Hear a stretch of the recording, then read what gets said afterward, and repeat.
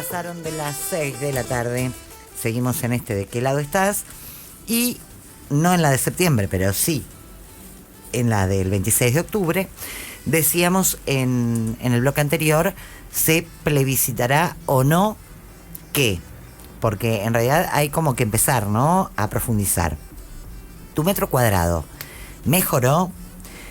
¿La inflación te da más respiro? ¿Te alcanza tu salario, tu ingreso? ¿Las tarifas se llevan gran parte de lo que entra en tu casa y te queda poco disponible? ¿Te das algún gustito? ¿Tuviste que renunciar a un montón de cuestiones? Bueno, todo esto es lo que cada uno va a analizar, a ver si en un año y pico vos mejoraste o no, porque no es nada más que baje la inflación, ¿no? Encima también es sentir ese alivio. Bueno, se siente, no se siente, los ingresos, los salarios, pero hay una discusión que me preocupa, que yo quiero que la entienda el ciudadano de a pie del otro lado y nosotros, porque viste que el periodismo me da una gracia bárbara porque da siempre desde esa soberbia y omnipotencia, conocen todos los temas. Entonces hablan del superávit y de la emisión como si... No, tampoco entendemos si realmente hay, sí uno entiende lo que significa, pero ¿dónde puede estar la trampa? ¿O dónde está la emisión, aunque no esté circulando el billete en la calle? ¿O el superávit, dónde tiene la fuga, aunque vos tengas una macro aparentemente ordenada? Para no ver pasar el debate, ¿no? Y poder entenderlo. Para eso lo convocamos, como hacemos siempre, a Leandro Bona, aún desde Brasil, pero ya va a retornar, ya reconoce que extraña, ¿viste? Porque primero estaba re superado que no, que ahí con en Brasil también con el clima divino que hace allá para el team verano. Total. Los precios, está todo re barato. Yo estaría divina ya con el team verano. Claro, y además debe ser todo molto alegre. Sí, yo la verdad cuando fui me sorprendió porque yo, igual, obvio, tenían cualquier cosa en la cabeza, pero esperaba que la gente baile en la calle, ¿no? Claro, la gente trabaja, loco. Claro. Este es un país. Como Leandro Bona. Leandro Bona está trabajando, que te digo, va a ser un paso muy breve por la Argentina, se vuelve a ir, está muy internacional, pero lo vamos a capturar y lo vamos a traer acá al estudio. Bien. Para poder profundizar, porque la verdad hay tanto para hablar. Leandro, querido, ¿cómo estás? Bienvenido. ¿Qué tal? ¿Cómo andan? Él es re tranqui, ¿eh? Va en primera y nosotros estamos en quinta. Muy arriba nosotros. En cuarta, quinta. Bueno, al final te das cuenta que querés volver, ¿no? Me tuviste que dar la razón. Ella quiere tener la razón a toda costa. Y sí, obviamente que casi en algún momento uno tiene ganas de volver, claro. Medio año. Casi medio año. 5 meses. ¿Y vos? 5 meses, sí. No, es un montón, Lea. Es un montón. Yo no podría. Volver, sí. Yo no podría, ya te dije, no podría. Bueno, pero... Bueno, tenés que probar viviendo en Río de Janeiro y después me decís si podés. No, pero además, escúchame, depende de la carrera. ¿Qué hago yo que estudié periodismo, locución, con el habla, con el portugués? ¿Dónde me meto la carrera? Sí. No, bueno, podés hacer, qué sé yo, una actuación. Instancia de una pasantía, incluso dar cursos de locución español acá. Hay mucha gente que estudia español. ¡Apa! Mirá cómo me busca enseguida una salida laboral, Leandro Bona, me gusta, ¿eh? Mira, no lo había pensado. Es verdad. Claro. Es verdad. Es una opción. Sí. Hay un montón de cursos de castellano. Me voy a poner en campaña. Y me voy, pero al verano, ponele. Escuchame, en el verano doy cursitos, pedorros. Y paso verano de la hostia. Claro. Sí, no le bajes el precio. Un buen curso. Un curso de locución, de castellano, buena modulación, periodismo, varias cosas. Pero claro, no, pero eso para mí igual es un cursito pedorro, porque en realidad un cursito es un cursito. Pero bueno, no pasa nada. Pero está muy bueno, muy bueno. Le damos todo ese contexto y me paso las vacaciones allá. Leandro Bona. Claro, y si querés ser guía...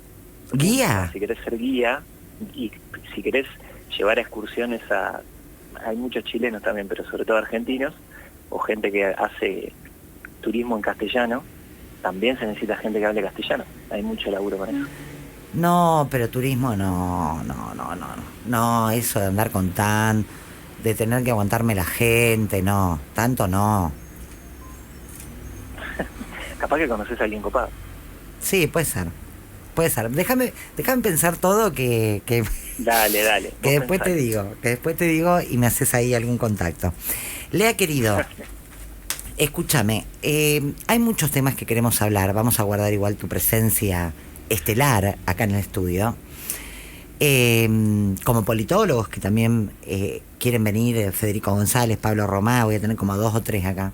Bueno, también estoy aguardando tu presencia, pero me gustaría que nos cuentes bien para los ciudadanos de a pie 2 temas cruciales, por lo menos que defiende a capa y espada el gobierno y que la oposición dice que no están así.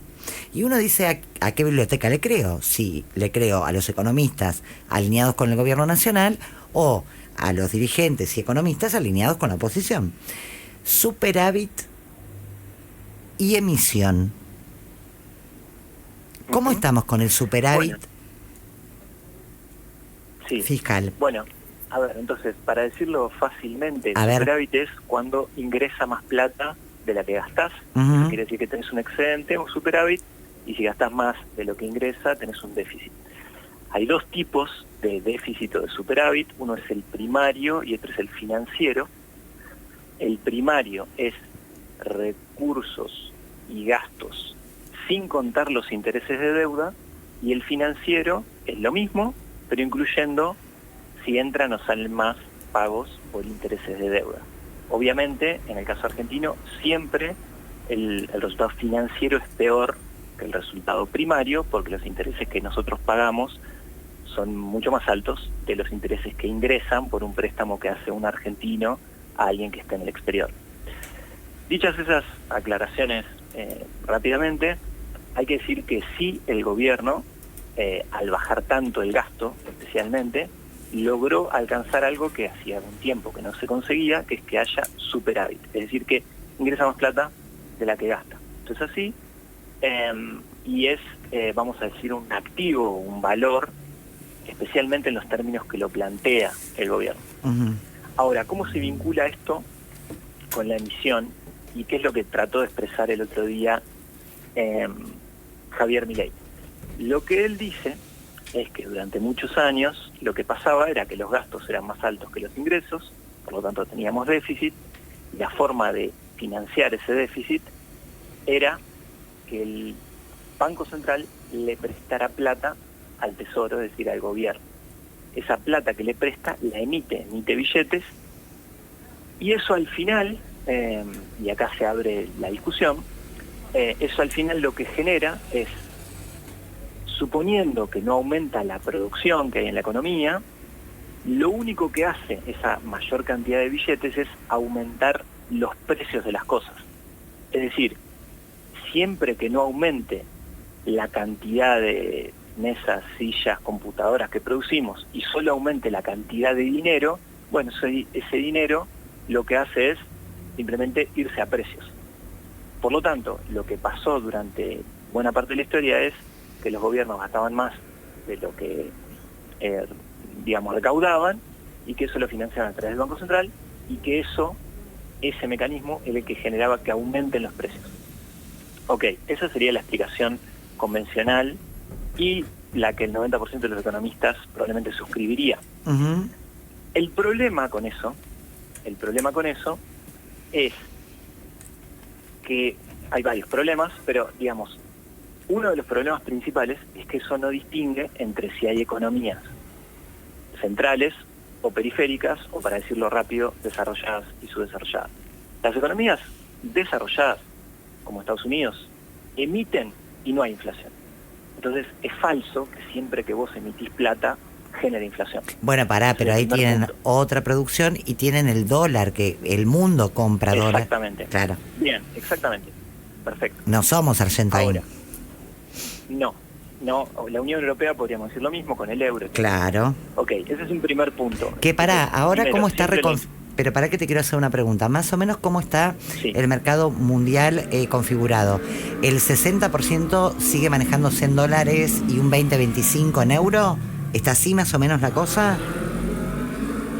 Un poco más en dólares todavía, como el 70%. Ajá. Lo que pasa es que esto está cambiando en los últimos años, porque por eso ASEAN, te pregunto, que es la comunidad asiática que hegemonizada por China ahí tiene muchos acuerdos de comercio con países, sobre todo vecinos, y eso está empezando crecientemente a hacerlo en su propia moneda. Entonces está creciendo el comercio en yuanes, a pesar de que sigue siendo muchísimo menor que en dólares e incluso que en euros. Pero los euros se están cayendo, eso es muy claro, y la discusión, bueno, sería para otro capítulo, digamos. Obvio. Lo que está tratando de hacer Trump es blindar al dólar, pero en vez de devaluar el dólar, lo que hace es poner aranceles. Pero bueno, eso sería para charlarlo en otro momento. Volviendo a este caso, entonces, no siempre la emisión genera inflación, primer punto.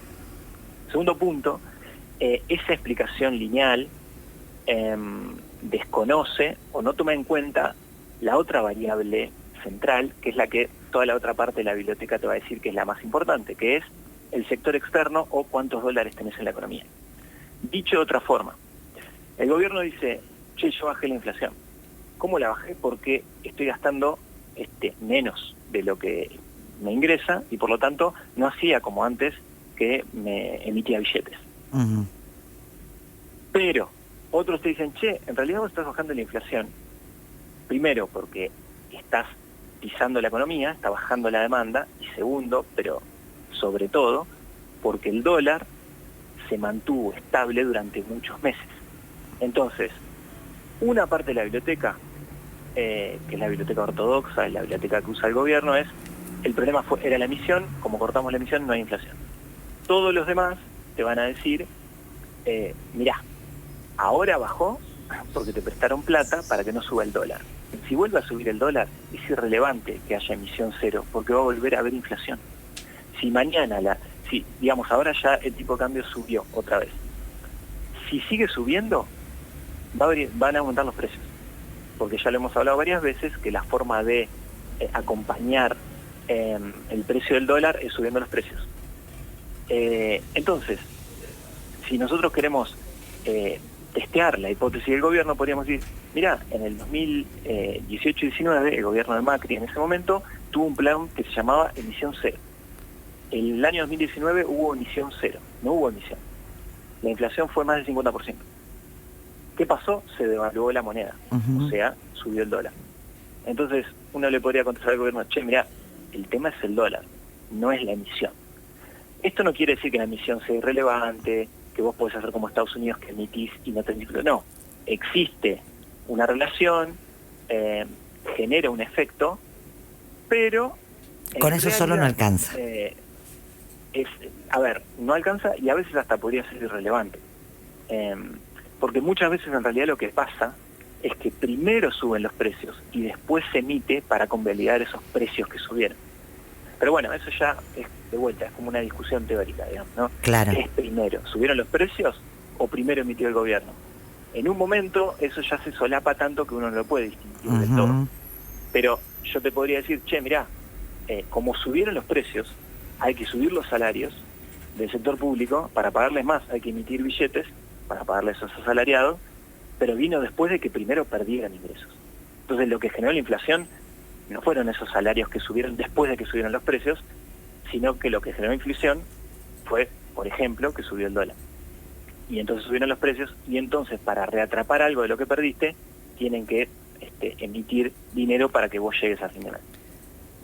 Entonces, bueno, todo esto es, digamos que es una discusión teórica. Lo que dice el gobierno es eso, es acá el problema era la emisión, yo la corté, por eso baja la inflación, pero desconfiando un poco de eso, yo te podría decir claramente la variable que rige no es esa, sino el precio del dólar. Bueno, si ahí te hago... el precio del dólar Ahí te hago un alto, porque viene bien el ejemplo que vamos a poner. En julio hubo una devaluación de 13, 15%, ¿cuánto fue? 13, 14, 15. Eso no se trasladó a los precios, por lo menos no hasta el momento. Bueno, a ver, primero la inflación dio más alto de lo esperado, ese es el primer punto. El segundo es que hay que ver lo que pasa este mes. Y el tercer punto, que no es menor también, es que cuando vos, digamos, enfrías la economía no crece y no se, digamos, la demanda está muy planchada, a veces los precios responden más lento. Claro. Entonces, ahí se está combinando también el factor recesión.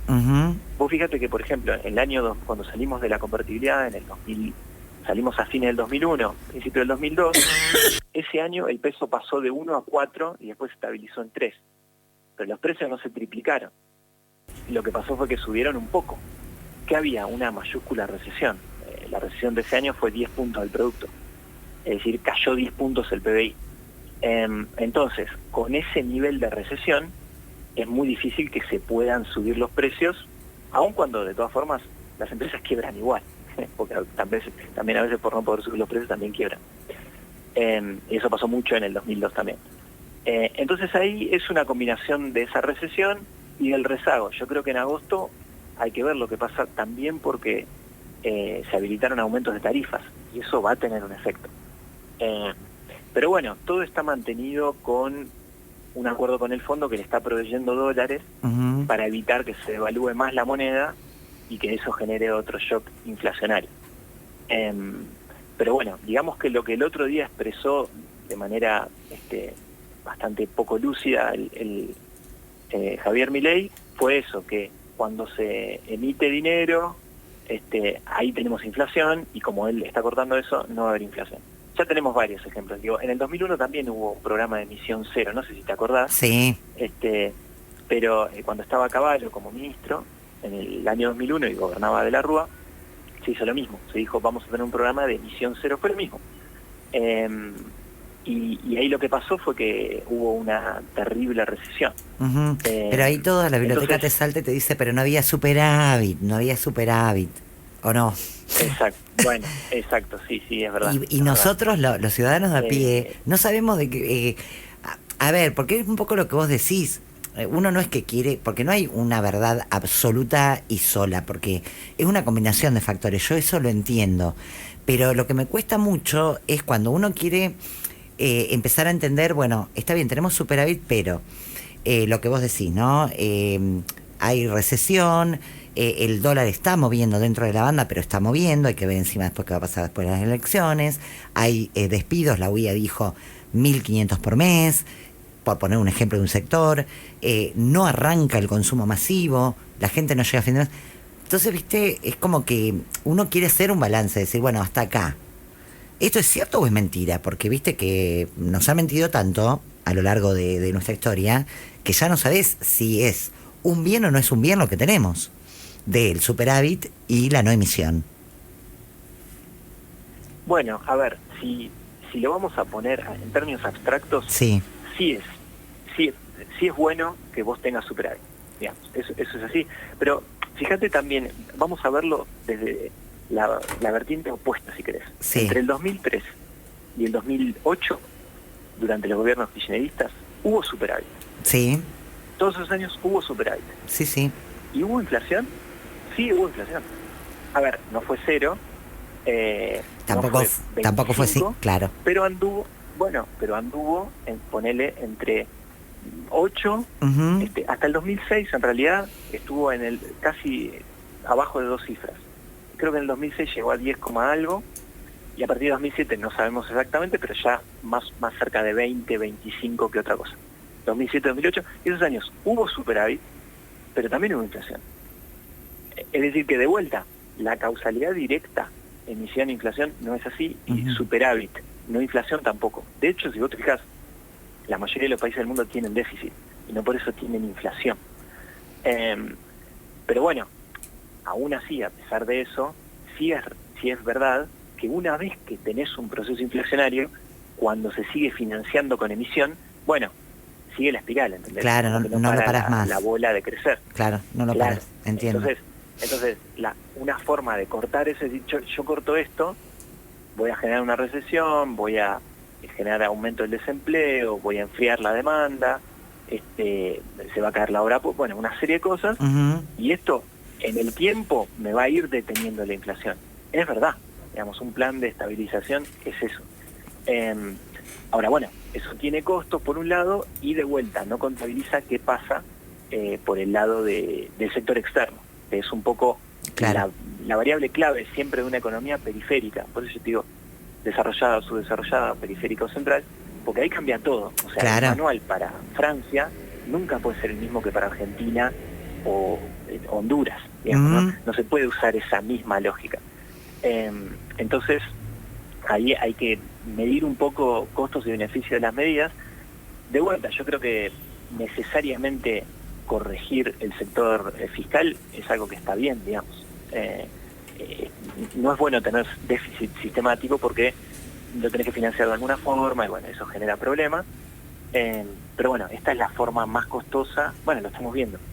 Y bueno, sobre todo va a generar un problema en el mediano y en el largo, que es el de financiamiento de la obra pública, el de financiamiento de la educación, el de financiamiento del sistema universitario, el de financiamiento del sistema científico. Todo eso en el mediano y en el largo tiene muchos costos de productividad, de producción, de empleo, de generación de valor agregado, un montón de cosas que no se ven hoy, pero se van a ver dentro de poco, digamos. Claro, después igual cuando vengas a sacar el estudio, ahí te vamos a preguntar, bueno, pero justamente en un país donde tenemos la manta corta, porque no crecemos, porque no hay producción en crecimiento, etcétera, etcétera, ¿se puede realmente financiar todo sin que se mueva justamente ese número? Por ahí spoileamos y decimos sí, porque hay decisiones políticas, como por ejemplo la quita de retenciones y demás, que ahí también hay un costo, ¿no? El tema es que es una decisión política, pero lo vamos a dejar para otro capítulo más venidero. Dale, ¿te parece? Dale, mirá, ahí muy rápido. Sí. Ni siquiera autores y autoras de la escuela que defiende el gobierno, Sí. o sea, toda la biblioteca, acá no hay discusión, toda te dice que tenés que gastar o invertir, mejor dicho, en educación y en ciencia, porque eso te da beneficios a futuro. O sea, en el mediano y el largo, la mejor inversión que puedes hacer siempre es esa, porque te genera lo que, bueno, la literatura ortodoxa llama capital humano, pero básicamente es conocimiento Está bien, futuro. Es lo que te estamos de permite en acuerdo. algún momento Pero pará. es lo que te permite que en algún momento algo nuevo surja y te permita, bueno, generar empleo, generar novedades. Está bien, pero no es nada más etcétera. la demanda del Congreso y de la sociedad hoy con una manta corta, porque eso también hay que decirlo de nuevo. No pide nada más educación y CONICET. Pide educación, No, vale. pide Garrahan, porque no podemos tener así a nuestros profesionales del Garrahan, pedimos jubilados, porque la verdad que estuvieron siempre mal, pero como ahora nunca, y vos como sociedad lo pedís, porque para eso el gobierno es gobierno, y bueno, viejo, qué sé yo, que busquen la forma. Ahora, ¿se puede buscar una forma? Esa me parece que es más la pregunta que nos hacemos como sociedad. Siempre hay una forma, pero lo que voy es, sin que otra vez estemos con este cuento de lo que vos decís, la espiral, ¿no? Cada vez emitiendo más. ¿Se puede ir de a poco abriendo los grifos? ¿O están en realidad abriendo grifos, pero son otros? Pero... No, bueno, hay, por ejemplo, a ver, una de las medidas que se tomaron fue reducción del impuesto a los bienes personales a las 100.000 personas más ricas del país. Ahí perdiste un montón de ingresos. Eso te hubiese permitido financiar un montón de cosas que simplemente, bueno, eso simplemente se dejó de pagar. Eso no cambia nada, eso no es que va a bajar la inversión porque cobres el impuesto. O sea, bueno, eso, digamos, toca esto que vos decís, ¿no? Lo de la decisión política. No, que incluso para poner un ejemplo... Es un ejemplo ahí. Otro ejemplo, hablando también del pasado, fue el impuesto a las grandes fortunas, que permitieron que hagamos gran parte del gasoducto, por ejemplo, ¿no? Claro, mirá lo importante que... Por eso son decisiones, ni hablar que seguro que hay formas, pero bueno, lo tenemos que hablar más tranqui acá cuando vengas, que espero que aparezcas bronceado, con la hawaiana, ¿o bueno, no? Si hace calor, voy con la hawaiana, sí. Me imagino que allá te la pasás de hawaiana. No sé qué temperatura hace allá en este momento. No, ahora está re lindo, Lea, hace 20 grados. Ah, bueno. No, bien. re bien. Pero mañana otra vez baja. Pero vos venís recién más adelante. Vamos. Cuando vengas, veremos. Pero ¿estás, digo, así con mucha flor? ¿Te contagiaste o seguís todo así seriecito como sos? De contador, de economista, de hombre de ciencia dura. Bueno, la economía es una ciencia social, no es una ciencia dura, pero... Claro, es cierto eso. Muy bien la corrección. Y ya lo verás. Y sé, lo voy a ver, vamos tenés a razón, hacerlo, tenés pero razón. Por lo pronto ahí lo igual comprobamos. fuiste a ver al homenaje de Cazuza, tenés onda igual. Fui a ver a Ney Mato Grosso, Sí. fui a ver a Caetano Veloso, que tocó hace muy poco, Me encanta. en un festival importante acá. Bueno, el otro día fue el funeral de Arlindo Cruz, que es era un zambista muy, muy importante. El funeral fue con samba, la gente cantó, fue una cosa muy, muy interesante de ver y linda también, en un barrio muy alejado de la periferia de Río. También eso estuvo bueno. Bueno, ya lo hablamos. Ahí. Bueno, pero después, cuando vengas también yo creo que me cuentes todo esto, precios, tarifas, alquileres, salario promedio. ¿Vas a tener todo eso? Sí. No. Sí, alguna idea. Pero, ¿qué alguna idea? De Río, pero dale. De Río. Si es lo tuyo, ya estuviste haciendo todo un sondeo. Te conozco, Mascarita. Bueno, un beso enorme, disfrutá mucho lo último. Dale, bueno, muchas gracias. Y te esperamos acá ansiosos, porque sos argentino, loco. Vuelva a su país, mijo. A sufrir acá. Dale. Bueno, un beso. Dale, cómo no, ahí nos vemos dentro de poco. Dale, un beso grande. Lea Bona, economista Flaxo CONICET, con estas aclaraciones, ¿no? Para entender también en un momento donde nos estamos todos seguramente empezando a hacer un balance y a decir, che, bueno, a ver, hasta acá. Todo esto que fue, la verdad, igual una vorágine, ¿no? Una cosa que tapaba otra, tras de otra, tras de otra. ¿Cómo estamos? ¿Qué pasa con el superávit? ¿Qué pasa con la emisión, el dólar, el traslado precio, no precio? Bueno, y bien que ponderamos los argentinos que es que se desacelere la inflación. ¿Qué costo tiene? ¿Podría tener otro costo? ¿Se podría hacer de otra manera? Siempre se puede hacer de otra manera, pero bueno, el tema es cómo en las urnas se legitima o no lo que se está haciendo hasta acá. 11 minutos pasaron de las 7 de la tarde. Vamos a la pausa, a la música y volvemos rapidísimo con mucho más programa. No te vas. Radio La Plata 90.9. Radio La Plata 90.9. El nombre de tu ciudad. Electromecánica Galle, venta y reparación de máquinas y herramientas. Porque si tiene solución, Electromecánica Galle la encuentra. 67 entre 20 y 21, teléfono 452-1879. Corralón de Materiales El Centinela.